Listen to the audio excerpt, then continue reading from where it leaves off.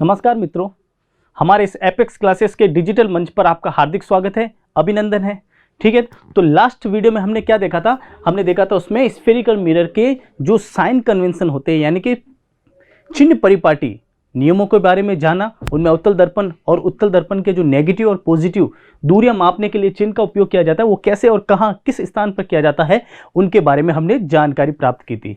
ठीक है, तो अभी हम जो लाइट की यूनिट पढ़ रहे हैं उसमें नेक्स्ट जो हमारा टॉपिक रहता है, जो मोस्ट इंपॉर्टेंट के कैटेगरी में आएगा, वो रहेगा गोलीय दर्पण के सामान्य नियम। ठीक है, 4 नियम हैं इनके जो मोस्ट रहते हैं। जब आप इमेज फॉर्मेशन करोगे गोलीय दर्पण की, उस समय ये रूल्स आपको बहुत काम आएंगे। ठीक है, तो देखिए हम अपने नए टॉपिक की ओर बढ़ते हैं। आइए, उत्तल दर्पण में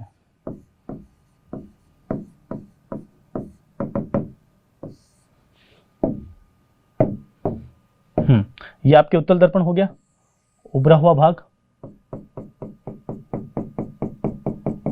ठीक है, और ये आपकी क्या होगी? Principal axis.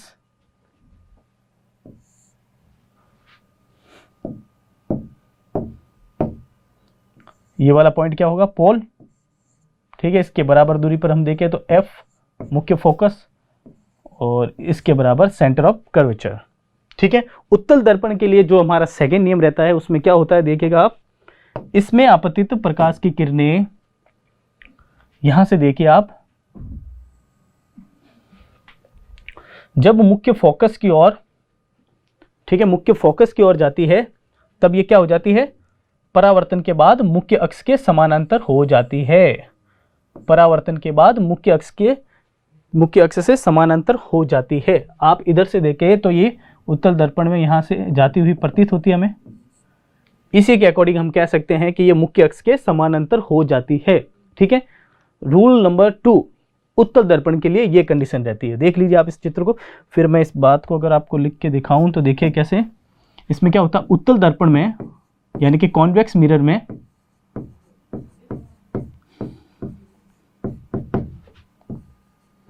जब आपतित प्रकाश की किरण, जब आपतित प्रकाश की किरण मुख्य फोकस से गुजरती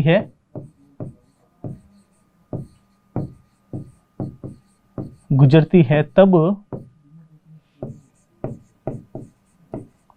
परावर्तन के बाद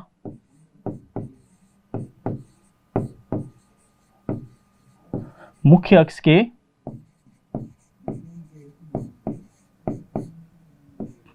समानांतर, मुख्य अक्ष के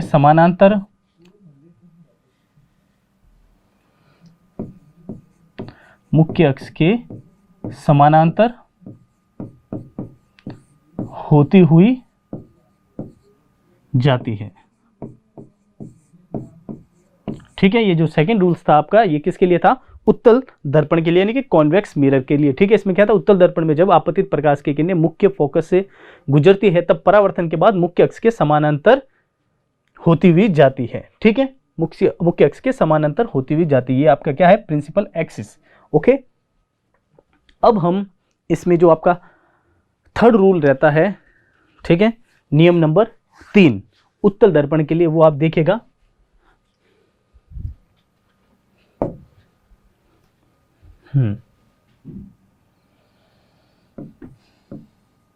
नियम नंबर 3।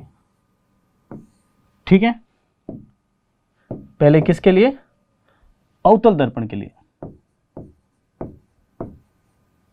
अवतल दर्पण के लिए देखिए नियम नंबर 3 में क्या होता है?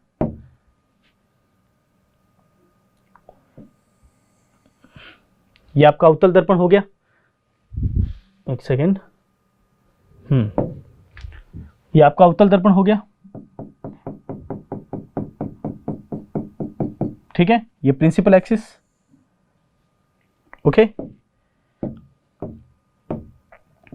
ये कौन सा केंद्र है? P पॉल, ये F मुख्य फोकस, और ये आपके C, यानी कि मैं कहूं सेंटर ऑफ कर्वेचर। क्या लिखूं मैं? आप सेंटर ऑफ कर्वेचर, ठीक है, सेंटर ऑफ कर्वेचर। ओके, इसमें देखिएगा आप क्या होता है। अब आपतित प्रकाश की किरणें किस केंद्र से जाएगी? सबसे पहले तो मुख्य अक्ष के समानांतर होते हुए गई, फर्स्ट नियम में। सेकंड नियम में आपने क्या देखा? जो आपतित प्रकाश की किरणें थी वो मुख्य फोकस से होती हुई गुजरी। और अब थर्ड नियम में हमें तीसरे बिंदु की ओर जाना है, यानी कि सेंटर ऑफ कर्वेचर की ओर जाना है। वक्रता केंद्र से होती हुई जाएगी प्रकाश की किरणें, ठीक है। अब इस अवतल दर्पण में आप देखें तो जो प्रकाश की किरणें होती है वो किस बिंदु से होती हुई जाएगी? वो आपके किस बिंदु से होती हुई गई है? सेंटर ऑफ कर्वेचर, यानी कि वक्रता केंद्र से होती हुई गई है। अब इसमें आप क्या देखते हैं? परावर्तन के बाद जो परावर्तित किरणें हैं वो किस बिंदु से या किस स्थिति से होती हुई गुजरेगी? तो आपको एक बात यहां विशेष ध्यान रखनी है, जब नियम नंबर 3 में अवतल दर्पण में प्रकाश की किरणें वक्रता केंद्र से होती हुई जाती है तो पुनः उसी मार्ग से वापस लौट जाती है, पुनः उसी मार्ग से वापस लौट जाती है। किसमें? जब अवतल दर्पण सेंटर ऑफ कर्वेचर से होती हुई आपतित किरणें आए। तो मैं यहां क्या बताऊंगा आपको, जब सेंटर ऑफ कर्वेचर से आपतित किरणें जारी है, प्रकाश की किरणें जारी, तो वापस उसी दिशा में ये देखिए यहां से परावर्तित होकर वापस उसी दिशा में लौट जाएगी, वापस उसी दिशा में लौट जाती है, ठीक है। नियम नंबर 2, नियम नंबर 3 अवतल दर्पण के लिए क्या कहता है? देखिएगा आप, देखिए इसमें अवतल दर्पण में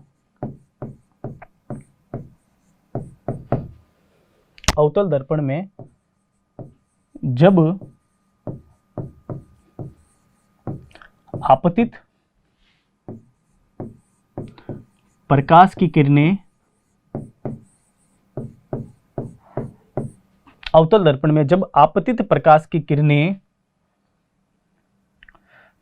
वक्रता केंद्र सेंटर ऑफ कर्वेचर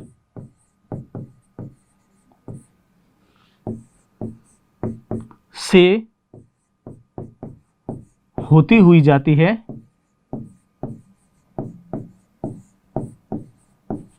तब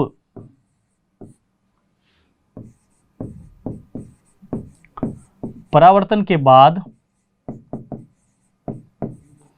वो किरणें परावर्तन के बाद पुनः उसी मार्ग पर लौट जाती है। नियम नंबर 3 अवतल दर्पण के लिए क्या बता रहा है? जब प्रकाश की किरणें सेंटर ऑफ कर्वेचर से आती है तब उसी मार्ग पर लौट जाती है, ठीक है। ये था आपके गोलीय दर्पण के लिए प्रतिबिंब बनाने का तीसरा नियम। किसके लिए? अवतल दर्पण के लिए, ठीक है। क्लियर है यहां तक? अब ये जो आपका तीसरा नंबर रहता है, रूल्स ऑफ 3 रहता है, ये उत्तल दर्पण के लिए क्या कंडीशन क्रिएट करता है? देखिएगा आप, यहां मैं लिखता हूं अब उत्तल दर्पण के लिए, देखिएगा आप उत्तल दर्पण के लिए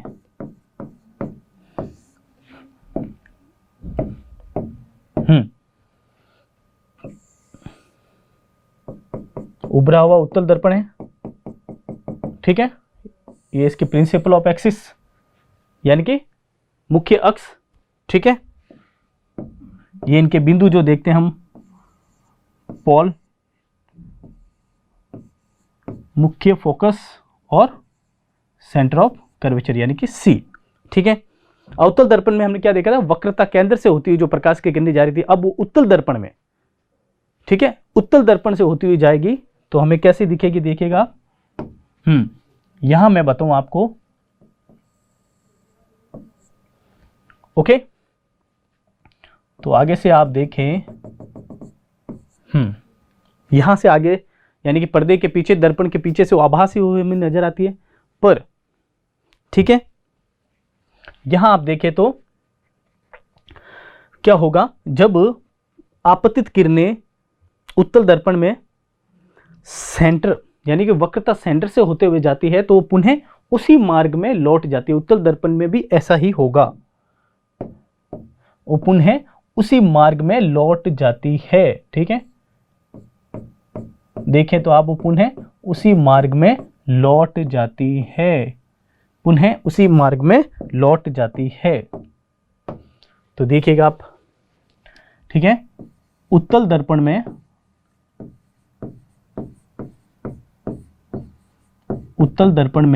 जब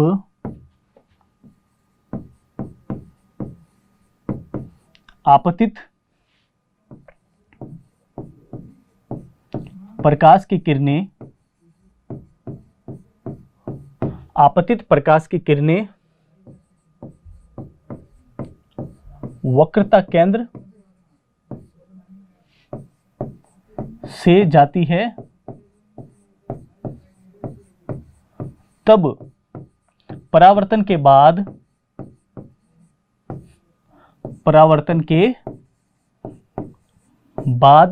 पुनः उसी मार्ग पर लौट जाती है, पुनः उसी मार्ग यानी कि पुनः वक्रता केंद्र से ही होती हुई लौट जाती है, उसी मार्ग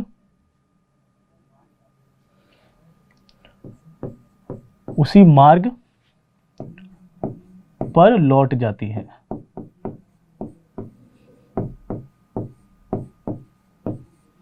ओके, नियम नंबर 3 उत्तल दर्पण के लिए यहां तक का पॉइंट क्लियर है। अब हम देखेंगे लास्ट जो आपका रहता है नियम नंबर 4। ठीक है,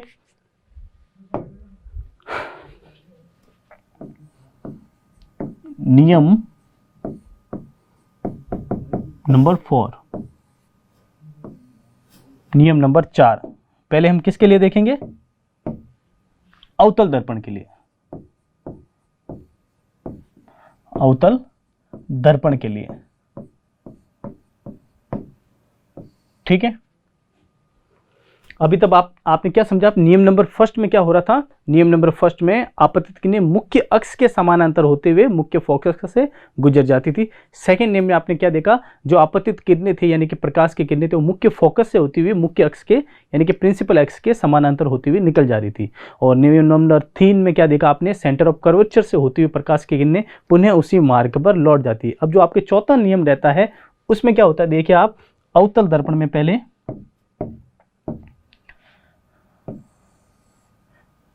यह आपका अवतल दर्पण,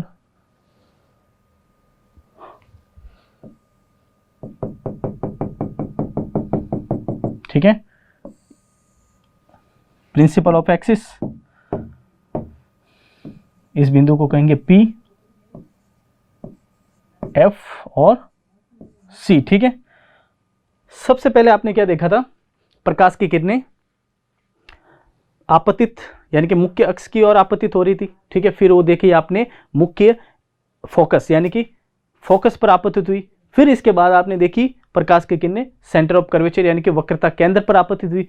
अब किस बिंदु पर प्रकाश की किरणें आपतित होगी अंतिम समय में, वो आप देखेंगे P पर यानी कि पोल पर आपतित होगी। लास्ट में प्रकाश की किरणें कहां आपतित होगी, पोल पर। ठीक है, तो देखिएगा आप, अगर मैं यहां आपको बताऊं जैसे प्रकाश की किरणें पोल पर आपतित होती है तो यहां से परावर्तन के नियम अनुसार हो जाएगी। ठीक है, यानी कि मुख्य अक्ष के सेम कंडीशन पर सेम उसी कोण पर वो परावर्तित हो जाएगी। ठीक है, वो परावर्तित हो जाएगी। ठीक है, देखिएगा आप, वो परावर्तित हो जाएगी। ठीक है, समझ गए आप, यहां पर क्या हो रहा है, रिफ्लेक्शन ऑफ रूल्स यानी कि परावर्तन का नियम लग रहा है। ठीक है, इसमें देखें आप क्या रहता है, अवतल दर्पण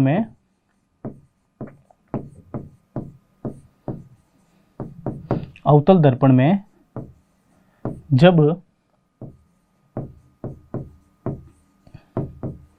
आपतित प्रकाश की किरणें अवतल दर्पण में जब आपतित प्रकाश की किरणें ध्रुव पर जाती है तब ये किरणें परावर्तन के नियम का पालन करते हुए, परावर्तन के नियम का, ठीक है, ये बात आप ध्यान रखना, परावर्तन के नियम का पालन करते हुए, नियम का पालन करते हुए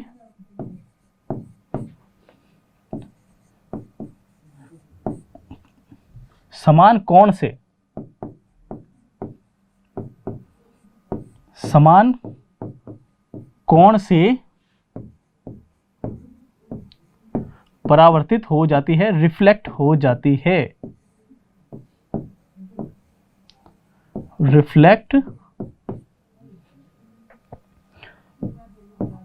हो जाती है। ठीक है, क्या देखा आपने इसमें? अवतल दर्पण में जब आपतित प्रकाश की किरणें ध्रुव पर जाती है तब ये किरण ने परावर्तन के नियम का पालन करते हुए समान कोण से परावर्तित हो जाती है। यानी कि आपने क्या देखा, ये परावर्तन के नियम का यहाँ पालन कर रही है। जब प्रकाश की किरणें ध्रुव पर जाती है यानी कि ध्रुव से टकराकर उसी मतलब के ध्रुव से टकराकर वो समान कोण से वापस परावर्तित हो जाती है, रिफ्लेक्ट हो जाती है। ठीक है, ये नियम नंबर 4 के अंतर्गत था, किसमें? अवतल दर्पण में। अब हम आगे देखें तो इसमें चौथा नियम उत्तल दर्पण के लिए क्या रहता है?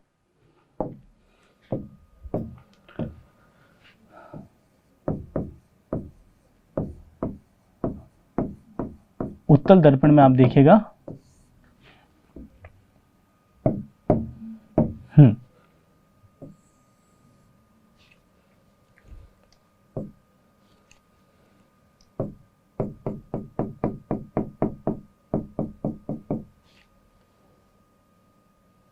देखिए उत्तर दर्पण में ये आपके प्रिंसिपल एक्सिस हो गई,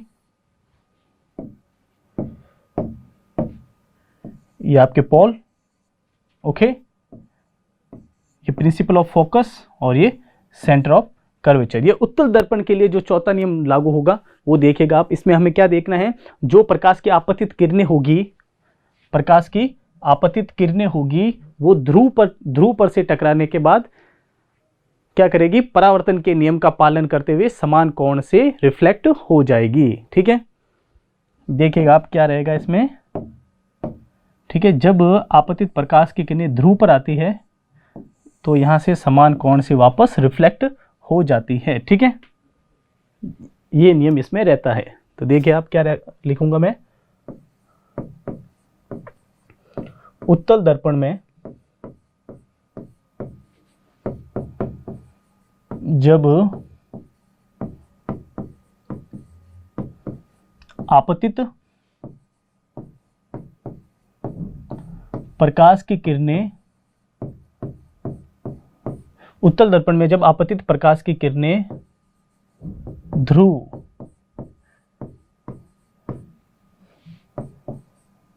पोल से जाती है तब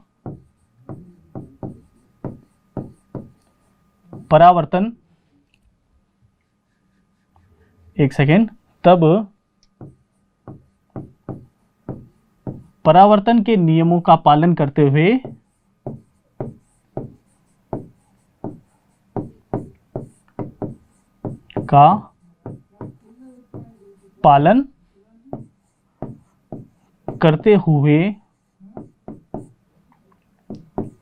समान कोण